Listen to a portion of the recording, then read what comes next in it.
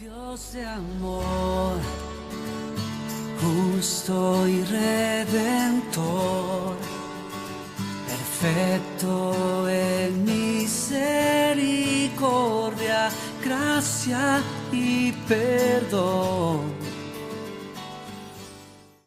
Vamos a disponer nuestro corazón, nuestra mente a escuchar su palabra. Y como ustedes saben, el anterior viernes hemos comenzado el estudio de Apocalipsis, un libro maravilloso.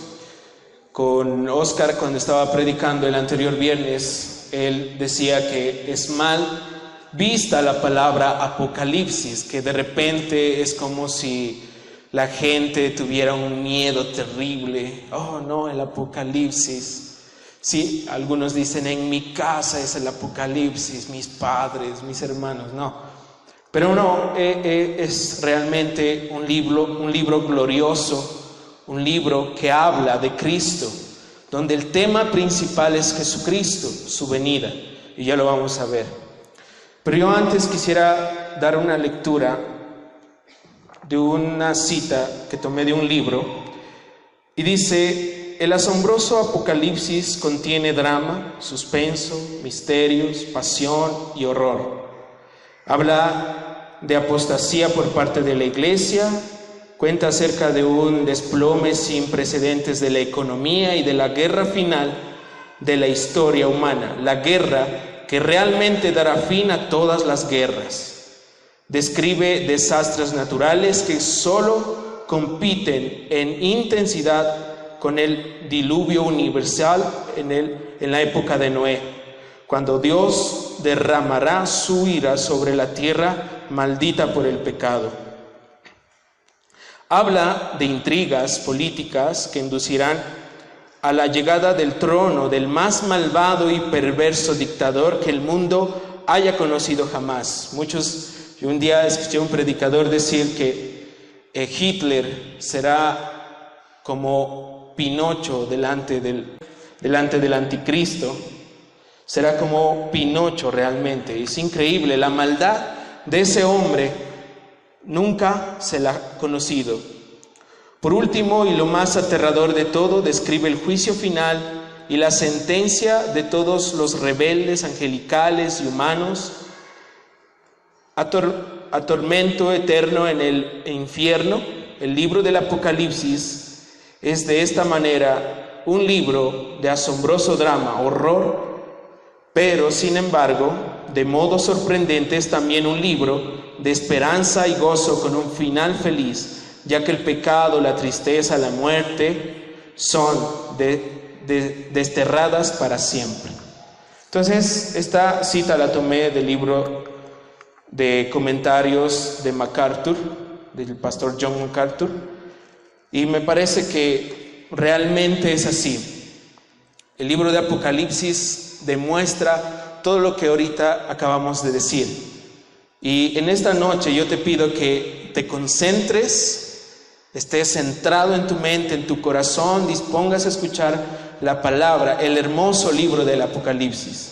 No quisiera verlos conversando. Si se pueden acercar más para que vean la diapositiva, sería mucho mejor. Muy bien, vamos a comenzar. Vamos a abrir nuestras Biblias en Apocalipsis, capítulo 1, verso del 4 al 8. Apocalipsis 1, verso del 4 al 8. La palabra del Señor dice: Juan, a las 7 iglesias que están en Asia, gracia y paz a vosotros del que es, y que era, y que ha de venir, y de los 7 espíritus que están delante de su trono, y de Jesucristo, el testigo fiel, el primogénito de los muertos y el soberano de los reyes de la tierra, al que nos amó y nos lavó de nuestros pecados con su sangre, y nos hizo reyes y sacerdotes para Dios su Padre. A él sea la gloria e imperio por los siglos de los siglos. Amén. He aquí que viene con las nubes, y todo ojo lo verá, y los que le traspasaron y todos los linajes de la tierra harán lamento por él. Sí, amén. Yo soy el alfa y la omega, principio y fin, dice el Señor, el que es y el que era, el que ha de venir, el Todopoderoso. Muy bien. Van a ser estos son los 4 versos que hoy vamos a estudiar. Y hoy estudiaremos 4 puntos muy importantes. Ahí están, dice la bendición trinitaria y su doxología, el primer punto. La necesidad de su segunda venida, la gloria y el alcance de su segunda venida y la certeza de su segunda venida. ¿Sí? Son 4 puntos de los cuales vamos a desarrollar en esos 4 versos que acabamos de leer. Y vamos a comenzar. El primer punto les dije que era la bendición trinitaria y su doxología. Volvamos a leer Apocalipsis 1, 4 y el verso 5a, que dice: Juan, a las 7 iglesias que están en Asia, gracia, ¿qué?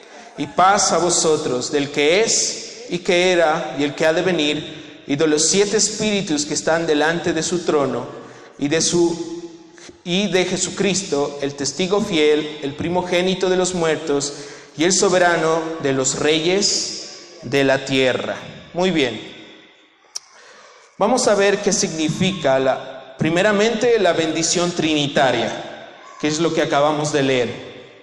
Dice, al leer esta porción de la palabra vemos que a diferencia de las cartas modernas, las cartas antiguas se colocan los nombres primero de los que las escribieron. Entonces, si ustedes ven hoy en día, por ejemplo, se manda un email, se hace una carta, se la manda a tal persona. Las personas, las que escriben, las que la hacen la carta, al final la firman, al final ponen su nombre, o ven los oficios, ustedes firman al final, o ¿quién firma arriba en el encabezado? ¿Verdad que no? Pero en las cartas antiguas como estas, el nombre del autor iba al principio, así que Juan se identifica como el escritor y menciona a las 7 iglesias. Y esas 7 iglesias las vamos a ir viendo de a poco y están en Apocalipsis 1:11, también se las menciona y eso lo vamos a ver después. A quien le toque predicar, él va a desarrollar ese tema. Las cuales están en la provincia de Roma de Asia, o sea, hoy en día la actual Turquía sería. Esas iglesias son reales, existieron, y el Señor le mandó a Juan que envíe esas cartas para ministrarlas. Amén. Vamos a ver ahí mismo en el verso 4 que dice: gracia y paz a vosotros. Esa frase, esa pequeña frase dice, era un saludo acostumbrado en diferentes cartas del Nuevo Testamento. ¿Sí? Entonces tú puedes mirar en Romanos 1:7, Primera de Corintios 1:3, Segunda de Corintios 1:2, Filipenses, Gálatas, Tesalonicenses, que en todas comienza diciendo gracias y paz para vosotros. Pero en estas cartas enviadas a las 7 iglesias aparece una frase, y esa frase es del que era y del que ha de venir. Esa frase identifica a la primera persona de la Trinidad, o sea, el Padre, descrita en una forma pasada, presente y futura. Si ustedes lean, volvamos a leer, dice Juan a las 7 iglesias que están en Asia, gracia y paz a vosotros, del que es y el que era y el que ha de venir. Esa frase describe a la primera persona de la Trinidad y descrita en el pasado, presente y futuro, alfa, omega, o sea, Él es eterno y lo podemos leer en el verso 8. Leamos el verso 8 de Apocalipsis 1. Dice, yo soy el alfa, ¿qué más? Y la omega, principio y fin, dice el Señor, el que es y que era y el que ha de venir, el Todopoderoso. ¿Sí? Entonces aquí vemos la descripción de la primera persona de la Trinidad. Yo no quiero que te confundas, por favor, presta mucha atención. Luego sigue el verso diciendo, y de los 7 espíritus que están delante de su trono. Ahora, ¿qué significa esto? Los 7 espíritus. Esto no se refiere a que existen 7 Espíritus Santos o 7 espíritus diferentes, sino que se refiere a un solo Espíritu, al Espíritu Santo, a la tercera persona de la Trinidad, que es el Espíritu Santo. Ahora, ¿por qué 7? El 7 describe el número de una total plenitud, ¿sí? Una total plenitud. Así que cuando dice y de los 7 espíritus que están delante de su trono, está describiendo al Espíritu Santo en su total plenitud, ¿sí? Ahí se ve al Espíritu Santo en toda su gloria. Y para eso, para entenderlo mejor, vamos al libro de Isaías 11:2, donde vamos a entender mucho mejor esta porción. Isaías 11:2 dice: y reposará sobre él el espíritu de Jehová, espíritu de sabiduría y de inteligencia, espíritu de consejo y de poder, espíritu de conocimiento y de temor de Jehová. Son las 7 manifestaciones que se conocen así del Espíritu Santo. El Espíritu Santo tiene estas 7 manifestaciones. Por eso cuando una persona se convierte verdaderamente al cristianismo, el Espíritu Santo actúa en él con estas 7 manifestaciones. O sea, Espíritu de Jehová, Espíritu de sabiduría y de inteligencia, Espíritu de consejo y de poder, Espíritu de conocimiento y de temor de Jehová. Por eso cuando una persona no tiene temor al Señor, es porque nunca conoció a Dios. Y solo el Espíritu Santo le puede dar eso, esa revelación. Así que, amados, cuando dice y de los 7 espíritus que están delante de su trono, quiere decir, es el Espíritu Santo manifestado en su total plenitud. No se confundan. Además, esto lo vamos a ir viendo más después. En el capítulo 5, verso 6, lo describe mucho mejor. Ahora, dice ahí mismo en el verso, dice, y de Jesucristo el testigo fiel, el primogénito de los muertos y el soberano ¿de qué? De los reyes de la tierra. Muy bien. Aquí Jesús también se mira en toda su gloria y exaltación. Y es apropiado que Juan lo mencione al último, al final. Jesús es la segunda persona de la Trinidad, pero Juan lo menciona al último y en él completa una expansión de él, una completa concepto de él, de lo que es él. Mira, si vuelves a leer, dice, y de Jesucristo el testigo fiel, el primogénito de los muertos y el soberano de los reyes de la tierra. Es una descripción de lo que es Cristo. Y Juan lo menciona al final, ya que es el tema principal de Apocalipsis. Jesús es el tema central del Apocalipsis. ¿Sí? ¿Sí me hago entender? Así que en su descripción vemos primero que Juan dice, él es testigo fiel. Esto quiere decir que es alguien que dice y siempre representa la verdad. Él siempre representará la verdad y dirá la verdad, Jesús. Cuando dice el primogénito de los muertos, no significa que él fuera cronológicamente el primero que resucitó, sino que si ustedes pueden leer los evangelios, Mateo, Lucas, él hizo muchos milagros y entre ellos resucitaba a varias personas, ¿verdad? Así que no significa, cuando dice el primogénito de los muertos, no significa que él fue el primero en resucitar, sino más bien el primero en preeminencia, o sea, que él fue el primero que resucitó y permaneció hasta el fin. Amén. Él es el único. Pudo haber hombres que resucitaron antes que él, pero de igual manera ellos encontraron la muerte después. En cambio, Cristo murió y al tercer día resucitó, pero él jamás murió. Él sigue vivo y un día vendrá. Amén. ¿Cuántos lo creen? Así, y por último dice el soberano de los reyes de la tierra. Esta porción de la palabra describe a Cristo como soberano absoluto de los asuntos de este mundo. Recuerden que la palabra dice que por medio de Él fueron hechas todas las cosas, por medio de Él y para Él. Él es el Rey soberano, Cristo tiene el control de todo. Amén. Luego vamos a ver su doxología dentro de este primer punto. Pero para entender este punto vamos primero a definir qué es doxología.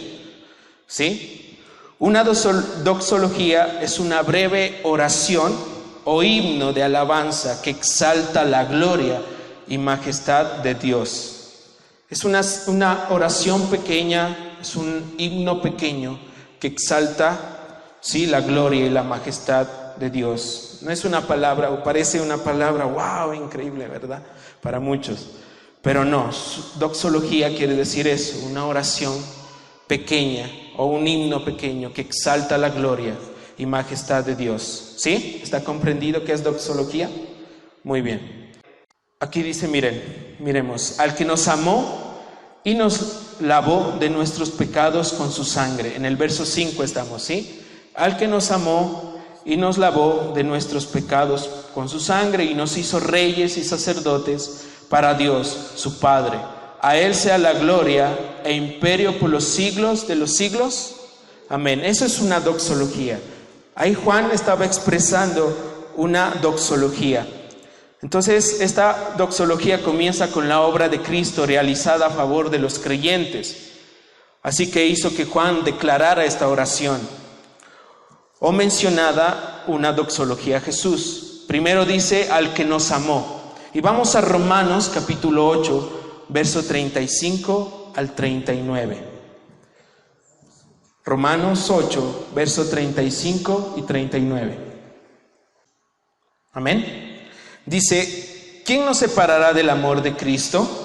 Tribulación, o angustia, o persecución, o hambre, o desnudez, o peligro, o espada. Como está escrito, por causa de ti somos muertos todo el tiempo, somos contados como ovejas de matadero.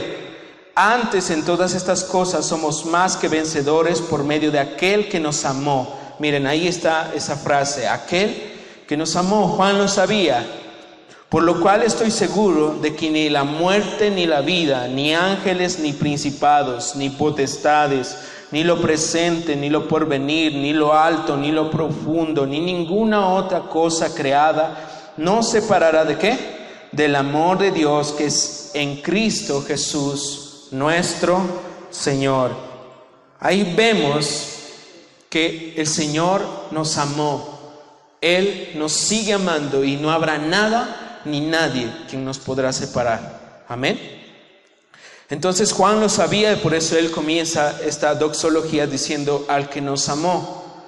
Luego sigue con la expresión más grande de ese amor, que es y nos lavó de nuestros pecados con su sangre. Esta frase, esta pequeña frase que está en este verso, dice y nos lavó de nuestros pecados con su sangre. Aquí se encuentra el corazón del evangelio verdadero, el mensaje más importante que cualquier persona puede conocer, porque ahí ese evangelio dice: los pecadores reciben el perdón de Dios y son liberados del pecado, de la muerte y del infierno. ¿Por qué? ¿Por sacrificios humanos? ¿Por obras? No. Por sacrificio, por el gran sacrificio de Jesucristo en la cruz. Lo que está hablando esta pequeña porción de la palabra es la justificación, siendo culpables. Por eso Romanos dice, por cuanto todos pecaron, todos están destituidos de la gloria de Dios. Pero Cristo tomó su vida en propiciación, en un acto justo, para que hoy tú puedas ir delante del Padre y el Padre te diga: eres justo. Amén. Caso contrario es imposible para nosotros. Por eso es que si un predicador aquí delante se para y dice otro evangelio diferente a este, anatema sea, dice la palabra, maldito sea. Sea ángel, sea hombre. Y hoy vemos a muchos realmente descarados que han prostituido la verdad de Cristo. Pero aquí la doxología, esta oración hermosa de Juan, dice: y nos lavó de nuestros pecados con su sangre. Reconoce eso. Ese amor después nos lleva, dice el verso, a ser reyes y sacerdotes. No del reino de milenio que viene, sino nos habla de un reino sacerdotal. Para entenderlo mejor, vamos a 1 de Pedro 2:9. Dice: mas vosotros sois linaje escogido, real sacerdocio, nación santa, pueblo adquirido por Dios, para que anunciéis las virtudes de aquel que os llamó de las tinieblas a la luz, ¿qué? Admirable. ¿Sí? Primero, cuando la palabra dice y nos hizo reyes y sacerdotes, esto no tiene nada que ver con enseñorearnos de las naciones como algunos lo enseñan. ¿Sí? No tiene nada que ver con eso, o con la famosa doctrina o teología del dominio, del reino que vemos aquí. Este libro derrumba todas esas cosas y punto. No hay que hablar más. ¿Amén? ¿Sí? Que yo decreto, que yo desato. Son boberías, son doctrinas de demonios, doctrinas que no tienen fundamento alguno. El Señor nos hizo reyes y sacerdotes, y esto quiere decir que nosotros tenemos hoy la autoridad, ¿sí? La autoridad para poder ir delante o luchar contra las huestes y potestades que se levantan en contra de los cristianos, pero en el nombre de Jesús. Porque recuerden que nuestra lucha no es contra carne ni sangre, sino ¿contra qué? Con toda hueste espiritual que se levanta contra el enemigo. Y somos sacerdotes para Dios, somos sacerdotes para Él, así dándonos el privilegio de poder entrar directamente a su presencia. No todos tienen ese privilegio. Tus amigos, tus familiares, no todos tienen ese privilegio. Y nosotros tenemos que estar clamando por ellos, porque es un privilegio. No sé qué es lo que pienses tú. No sé si sea un privilegio para ti. Luego dice: a Él sea la gloria e imperio por los siglos de los siglos. Amén. Así termina el verso 6. A Él sea la gloria e imperio por los siglos de los siglos. Amén. Aquí Juan termina su doxología con una apropiada respuesta a la luz de las Escrituras, a esta revelación hermosa de las Escrituras, dándole la gloria e imperio por los siglos de los siglos. Esa debe ser una respuesta que todos deberíamos tener al leer este libro. Cada vez que tú leas, esa debe ser nuestra respuesta. A ti sea la gloria e imperio por los siglos de los siglos. Amén. Muy bien. Así que ese es el punto 1, el punto donde vemos en los 2 primeros versos que es la bendición trinitaria y la doxología que Juan expresa en esa hermosa oración. Ahora vamos a ver la necesidad de su segunda venida. Segundo punto es la necesidad de su segunda venida. Y vamos al verso 7 y 8 de Apocalipsis 1, que dice: He aquí que viene con las nubes, y todo ojo le verá, y los que le traspasaron y todos los linajes de la tierra harán lamentación por él. Sí, amén. Yo soy el Alfa y la Omega, principio y fin, dice el Señor, el que es y el que era, y el que ha de ¿qué? El Todopoderoso. Bueno, este verso 7 comienza con he aquí que viene. Es una pequeña frase que en este momento vamos a descubrir que tiene un montón de tesoros de la palabra del Señor, un montón de tesoros teológicos que nosotros hoy vamos a aprender. He aquí que viene, después de dar la introducción del verso 7 o de los anteriores versos, comienza la primera gran profecía de este libro. Cuando él dice, he aquí que viene, esa es la primera gran profecía en el libro de Apocalipsis. Esta exclamación viene de la palabra idou, ¿sí? Viene de la palabra idou, o que significa he aquí. Se refiere a un llamado de atención. Cuando escuches he aquí, es un llamado de alerta para la iglesia. Es de mucha importancia, es de prestarle atención. ¿Qué pasa? Algo está pasando. Pongámonos alerta. He aquí, ¿sí? Esta exclamación es utilizada 25 veces en el Apocalipsis, por eso es muy importante. Es una alerta para nosotros como iglesia. Luego dice la palabra viene. Viene. Esta palabra es o se deriva de la palabra erchomai, que significa que Cristo ya está en camino y por tanto su venida es cierta. Entonces, ¿qué significa la palabra erchomai? Erchomai o viene, es la misma palabra en el original, que significa que Cristo ya está en camino y por lo tanto su venida es cierta. La frase el que ha de venir también se le encuentra en Mateo 11, 2 y 3, en donde se distingue la palabra erchomai. Vamos a Mateo capítulo 11, verso 2 y 3. Mateo 11, verso 2 y 3. Dice, y al oír Juan en la cárcel los hechos de Cristo, le envió 2 de sus discípulos para preguntarle, ¿eres tú el que había de venir o esperamos a otro? Esa palabra, ¿eres tú el que debía de venir? Es la palabra erchomai, ¿sí? El venir. Así que la palabra erchomai se emplea 9 veces para referirse a Jesús dentro del libro de Apocalipsis y 7 veces por nuestro Señor respecto a sí mismo. ¿Qué quiere decir esto?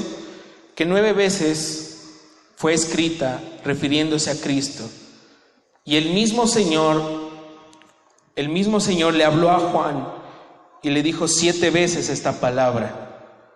Así que el tema del Apocalipsis es que Jesús viene. Amén. Ese es el tema central, que Jesús viene. De hecho, existen más de 500 versículos a lo largo de la Biblia que hablan acerca de la venida del Señor Jesús. Se han calculado que 1 de cada 25 versículos en el Nuevo Testamento habla de la segunda venida. ¿Sí? Jesús habló varias veces de su venida. Ahí vemos Mateo 16, 27, Marcos 8, 38 y Lucas 9, 26. No los vamos a leer todos por el tiempo, pero ustedes, si tienen dónde anotar, pueden mirarlo. Vamos a Mateo capítulo 16, verso 27. Vamos a ver uno de estos. Mateo 16, 27, más adelante. Dice, porque el Hijo del Hombre vendrá en la gloria de su Padre con sus ángeles, y entonces pagará a cada uno conforme a ¿qué? Sus obras. Así que Él dijo y habló varias veces de su venida. También Jesús dijo que estemos preparados y alertas. Mateo capítulo 24, versos 42, leamos. El contexto dice que habían 2 hombres en el campo, uno será tomado, el otro será dejado. 2 mujeres estarán moliendo, una será tomada y la otra será dejada. Luego dice, velad pues, porque no sabéis a qué hora ha de venir vuestro Señor. La pregunta, iglesia, es, ¿estamos preparados? Jesús anunció su venida, pero también dijo, prepárense. La pregunta es, ¿estamos preparados? ¿Nos estamos preparando? ¿Sí? Si es así, pues gloria al Señor.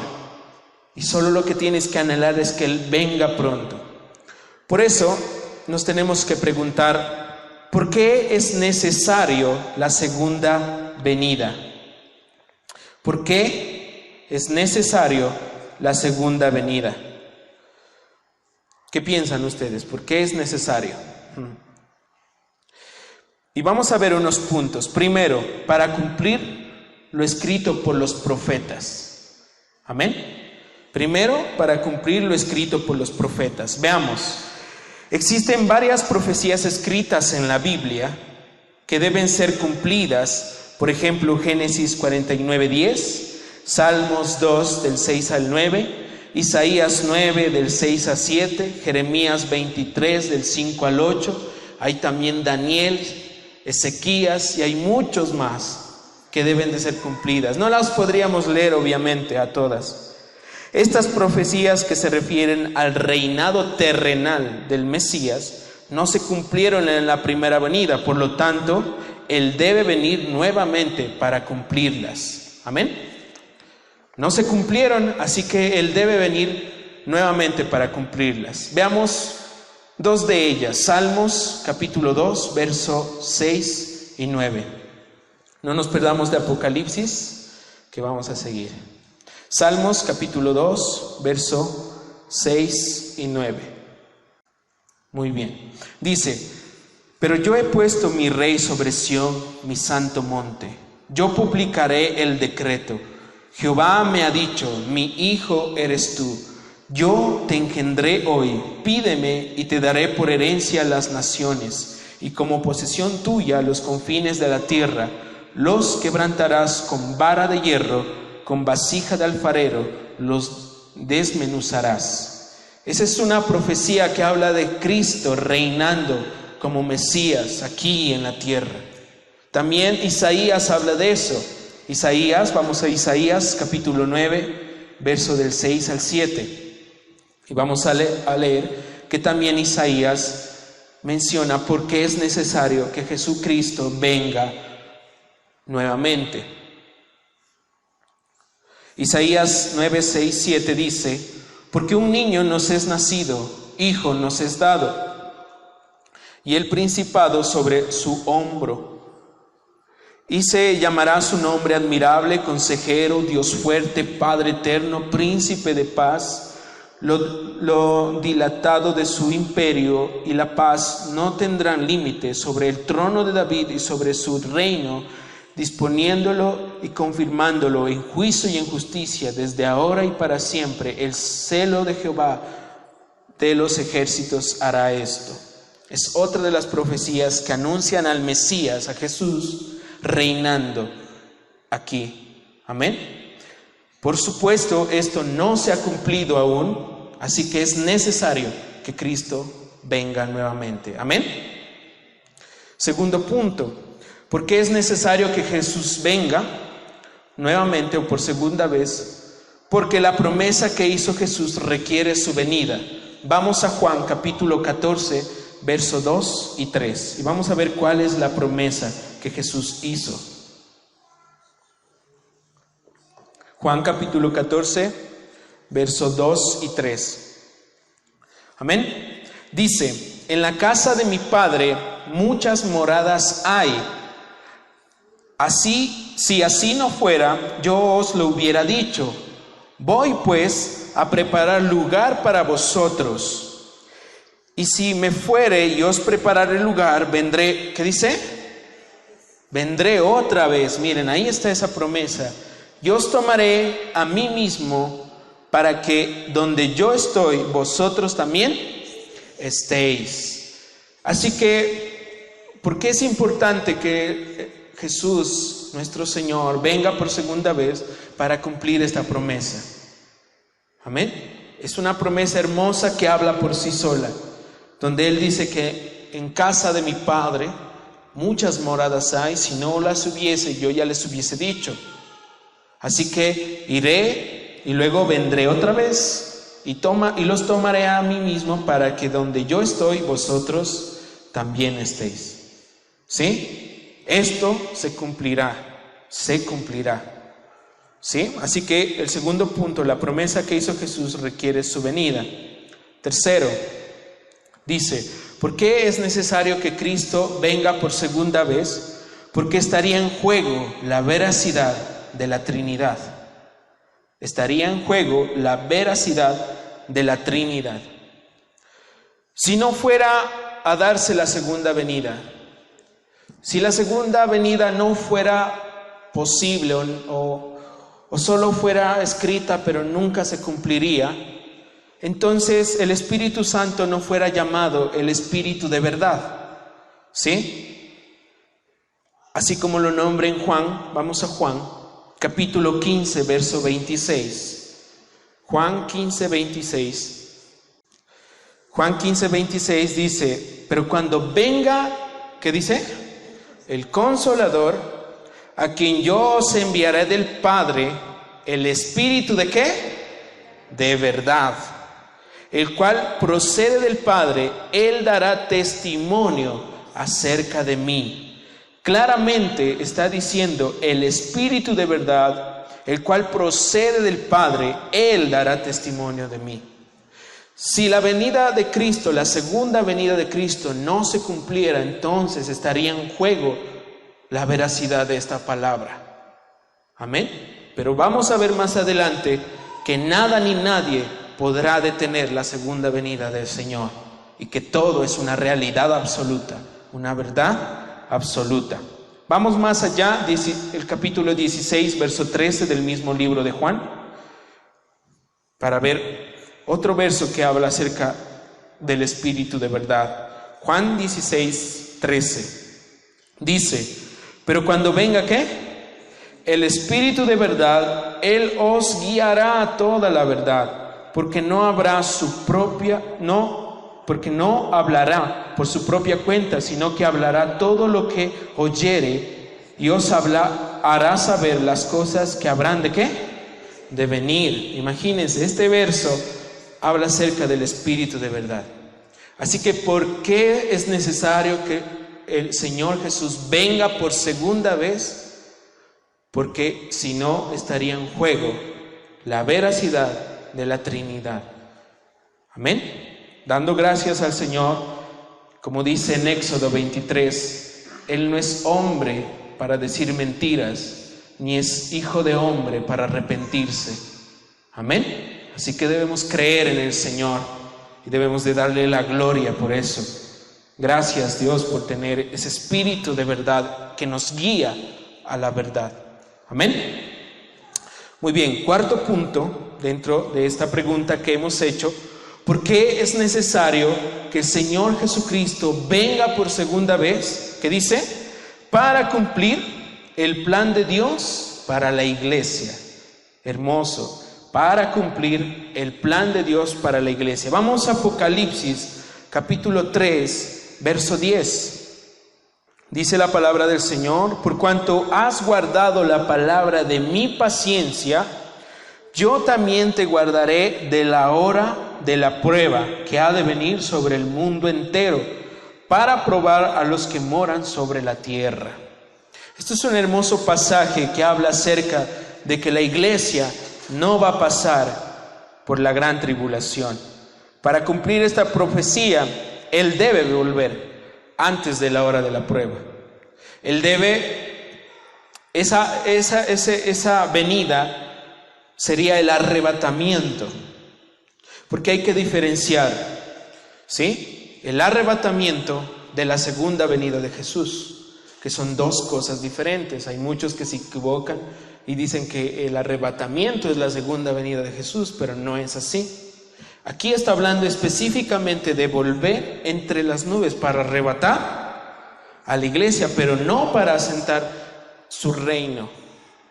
Amén, como lo dice Isaías, los que acabamos de leer. Así que este acontecimiento de la iglesia es conocido específicamente como el arrebatamiento, que deberá ser cumplido. Después del arrebatamiento, ¿qué pasará? Cristo recompensará a la iglesia por su fiel servicio a Él. Ahora la pregunta es, amados, ¿Estamos guardando la palabra de su paciencia? Porque si no es así, entonces el Señor no nos librará de eso. Y tendremos que quedarnos en la gran tribulación. Eso sí será doloroso, muy difícil. La única manera para que usted, amados que me escuchan hoy, se vaya con el Señor es guardando la palabra, estando con Él, en su presencia todos los días. Pero si no lo haces, si tu vida es un desorden, si tú dices, qué pereza leer la Biblia, la tengo ahí de adorno, la tengo abierta para que, bueno, ya. Pero no es así. Tenemos que escudriñar su escritura y no solo leerla, sino guardarla y ponerla en práctica. Si no estás haciendo eso, lamentablemente te voy a decir que te vas a quedar y eres un insensato, porque así dice la palabra. Así dice la parábola de las 10 vírgenes, 5 sensatas y 5 insensatas. Amén. Después del arrebatamiento, Cristo recompensará a la iglesia por su fiel servicio. Ahí tenemos varios versos que ustedes lo pueden anotar para que lo estudien en su casita. Romanos 14:10, Primera de Corintios 3, del 12 al 15 y 4 y 5. Segunda de Corintios 5:10, Filipenses 1:6 y capítulo 10, verso 2. Si los pueden anotar o si al final desean que les pasemos la diapositiva, no hay problema, me lo dicen. A cabo del periodo de 7 años de tribulación, la iglesia glorificada, la esposa de Cristo, volverá junto con Él. Esa es la segunda venida. Amén. Volveremos junto con Él. Imagínense nosotros ahí con el Señor, hermoso. Todo hermoso. O sea, yo me imagino y eso me da esperanza y me consuela y me anima a seguir. Yo no sé cuántos lo sienten, pero yo lo siento verdaderamente. Yo quiero eso, yo deseo eso, amén. Y espero que también sea tu anhelo. Así que volveremos junto con Él.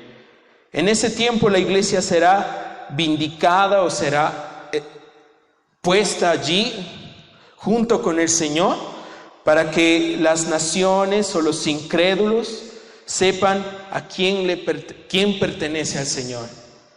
El Señor va a tomar a la iglesia y la va a poner allí y todo el mundo va a saber que ellos le pertenecen al Señor. Amén. Así que, ¿estás preparado? Es la pregunta de esta noche. ¿Estás preparándote? Porque el Señor no sabes el día ni la hora, dice su palabra. 5. ¿Por qué es importante que el Señor Jesús vuelva por segunda vez? Dice, para cumplir el plan de Cristo para las naciones no creyentes. El Salmo 2 afirma que Cristo gobernará las naciones, algo que no ocurrió en la primera venida. De igual manera, en Joel, vamos a Joel capítulo 3, verso 1. Joel capítulo 3, verso 1. Porque he aquí que en aquellos días y en aquel tiempo en que haré volver la cautividad de Judá y de Jerusalén, reuniré a todas las naciones y las haré descender al valle de Josafat, y allí entraré en juicio con ellas a causa de mi pueblo y de Israel mi heredad, a quien ellas esparcieron entre las naciones y repartieron mi tierra. En estos versos y en otros se describe el juicio de las naciones incrédulas, lo cual no se llevó a cabo en la primera venida. Así que es necesario que el Señor venga a cumplir esa palabra. El juicio para las naciones, como dice en Joel, que han sido incrédulas, que endurecieron su corazón. Amén. Así que ¿por qué es importante que el Señor venga por segunda vez para cumplir esto? ¿Sí? 6. ¿Por qué es importante que el Señor venga por segunda vez? Para cumplir el plan de Dios para Israel. Israel tiene un plan de Dios. Dios tiene un plan para Israel.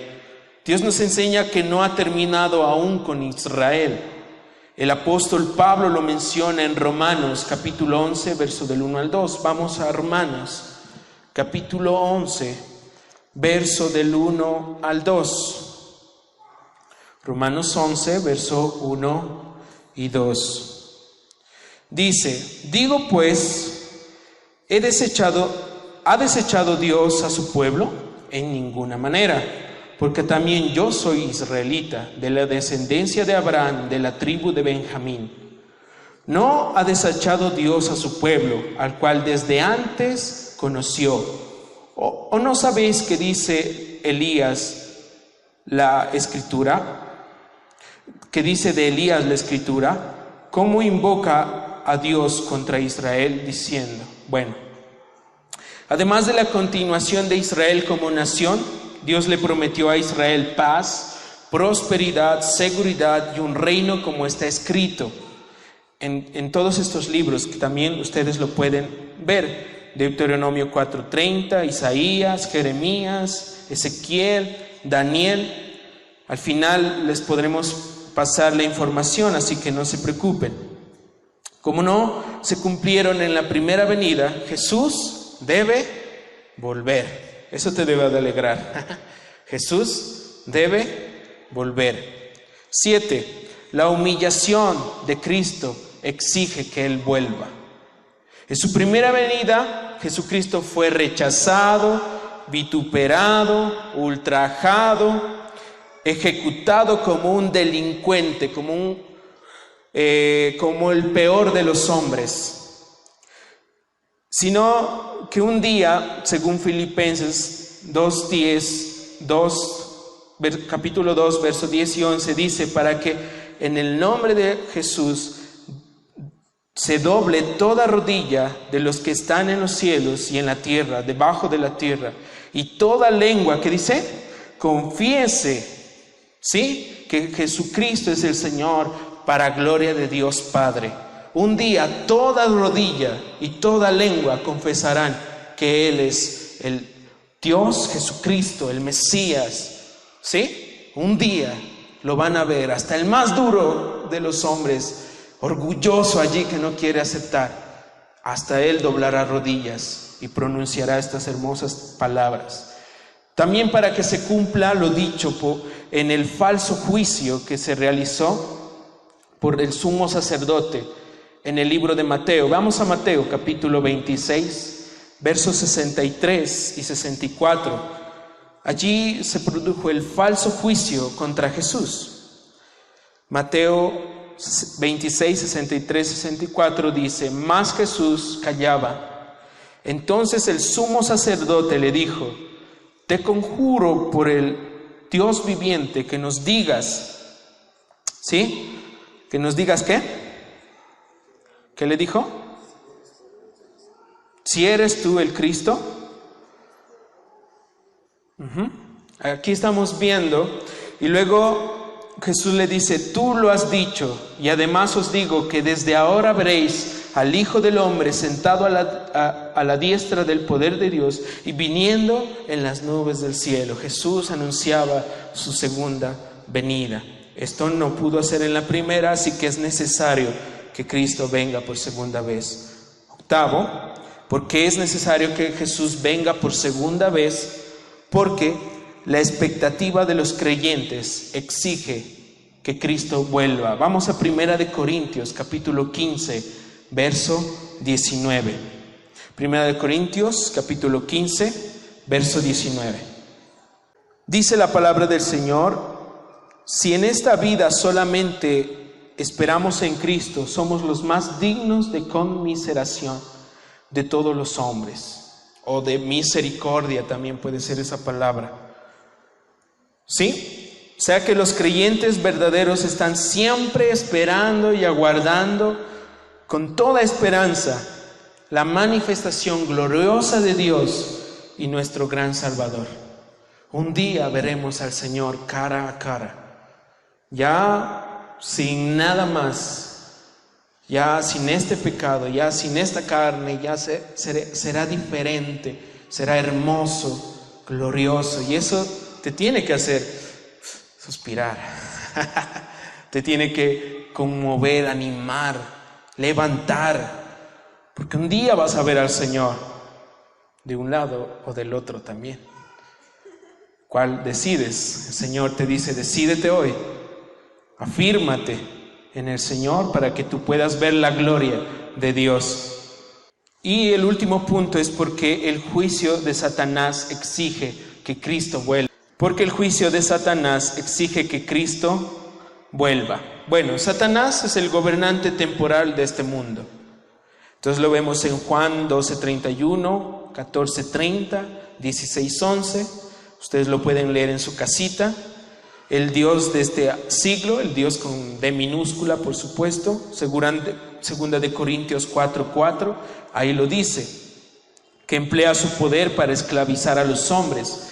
Ahí está eso en Hebreos, o en Hechos, no, ahí 2:14-6:15. Ahí lo dice, que Él utiliza ese poder para esclavizar a los hombres. Pero Jesús, el legítimo soberano, vendrá a destruirlo, ¿sí? Y a reclamar lo que es suyo. Y esto lo vamos a ir a ver después, ¿ya? Esto es una introducción, porque después el libro de Apocalipsis va detallando todo lo que va a pasar. Amén. Ahí va a haber el juicio y vamos a verlo detalladamente, los símbolos, qué significa esto. Así que es como un pequeño resumen chiquitito o previo a lo que vamos a ver. Amén. Vamos a ver el tercer punto en esta noche. Recuerden que habían 4 puntos. Acabamos de terminar el segundo punto, que es la necesidad de que Cristo vuelva. Y el tercero es la gloria y el alcance de su segunda venida. La gloria y el alcance de su segunda venida. Leamos Apocalipsis 1:7. Dice: he aquí que viene con las nubes, y todo ojo le verá, y los que le traspasaron y todos los linajes de la tierra harán lamentación por él. Sí, amén. Muy bien, esa expresión con las nubes, a veces las nubes representan a la presencia de Dios, ¿sí? Por ejemplo, cuando Dios se mostró a Israel en el desierto por medio de una nube, al dar la ley en el monte Sinaí, ustedes conocen eso. También cuando Moisés hablaba con Jehová en el tabernáculo, la columna de nube descendía y se ponía en la puerta de este. O sea, que las nubes representan la presencia de Dios también. Entonces las nubes describen el descenso de Cristo del cielo.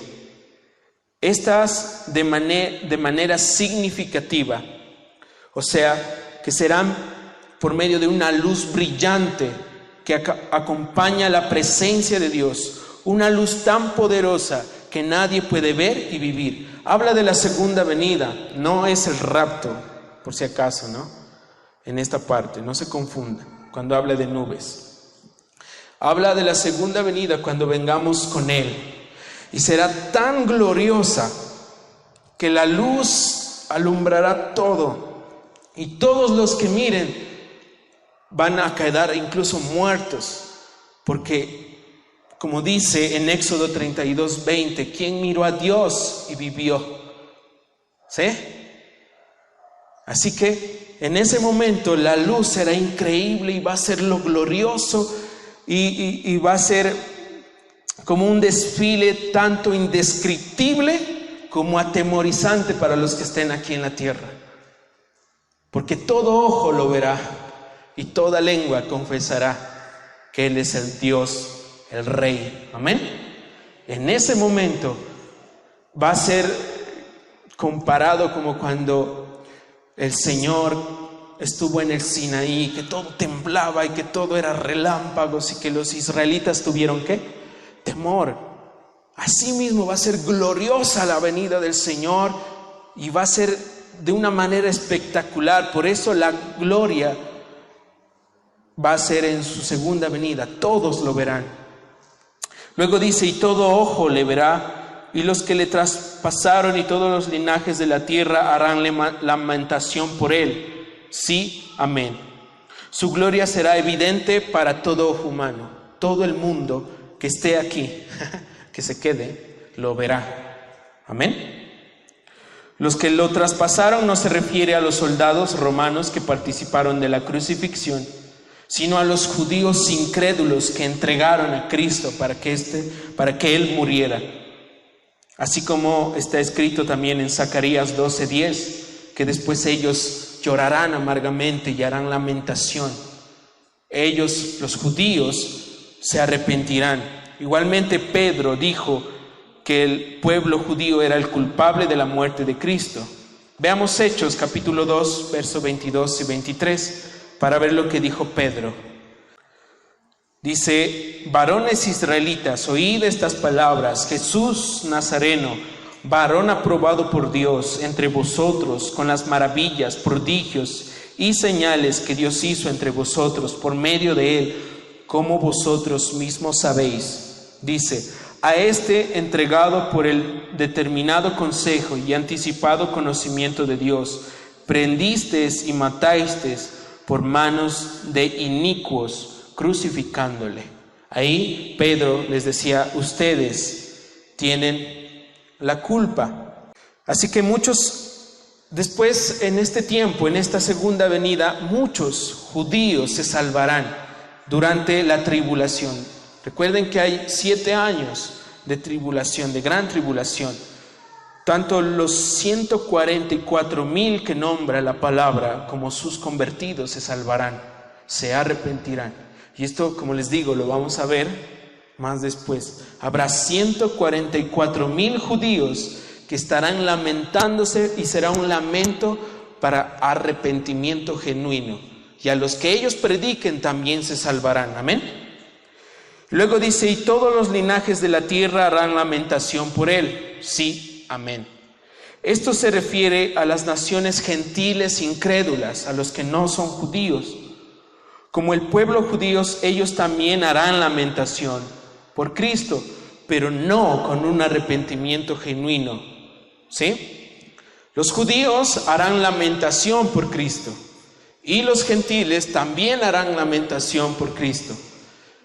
A diferencia es que muchos de esos judíos se arrepentirán verdaderamente, pero los gentiles no. ¿Sí? Esa palabra lamentación no proviene del original arrepentimiento genuino, sino que el lamento de los gentiles será motivado por el temor, no por el arrepentimiento. Se lamentarán no por haber abandonado a Cristo, sino por su condena.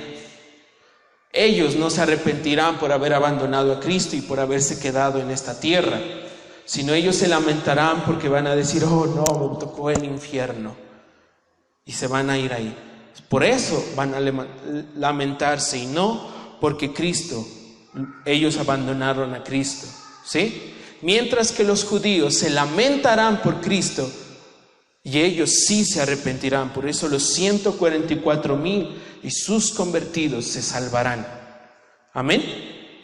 Así que este tercer punto habla de eso: la gloria y el alcance de su venida, que Él vendrá con gloria y gran estruendo, poder, que no nos podemos imaginar. Lo mejor de todo es que vendremos con Él. Eso es lo mejor, que no tendremos que verlo, porque si lo ves, bueno. Segundo, su alcance. Habrá muchos judíos que hoy, yo vi recientemente un video de judíos ortodoxos y de judíos que habitan en Jerusalén. Son muy radicales. Si tú te pones a hablar de Jesús, te pueden apedrear y te pueden matar. Los judíos estudian la Torá o la ley de Moisés todos los días, de lunes a domingo, por 14 horas, y oran al mismo tiempo. Imagínense, 14 horas. ¿Sí? Es algo increíble. Pero ellos niegan totalmente a Jesús. Y a pesar de todo ese rechazo que este pueblo ha hecho a Dios, el Señor les dará una oportunidad más. Porque es su pueblo. y enviará a los 144,000 a predicar. Eso lo vamos a ver. Es hermoso, realmente es hermoso. Te tiene que dar esa esperanza viva, porque si, qué pereza esto de estudiar, no. Entonces algo está pasando en tu corazón, porque la palabra de Dios dice, el Salmo 1, que es deleite para aquellos bienaventurados, para aquellos hombres y mujeres, es deleite para aquellos verdaderos cristianos. Amén. Y por último, para terminar, el último punto, cuarto, la certeza de su segunda venida. La certeza. ¿Es verdad que el Señor va a venir por segunda vez? ¿Es cierto? ¿Sí? Vamos a verlo.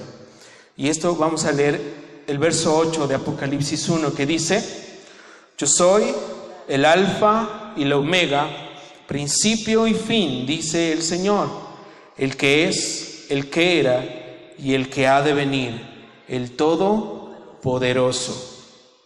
¿Sí? Vamos a leerlo nuevamente. Yo soy el alfa y la omega, principio y fin, dice el Señor, el que es y el que era y el que ha de venir, el Todopoderoso. Por medio de este verso, Dios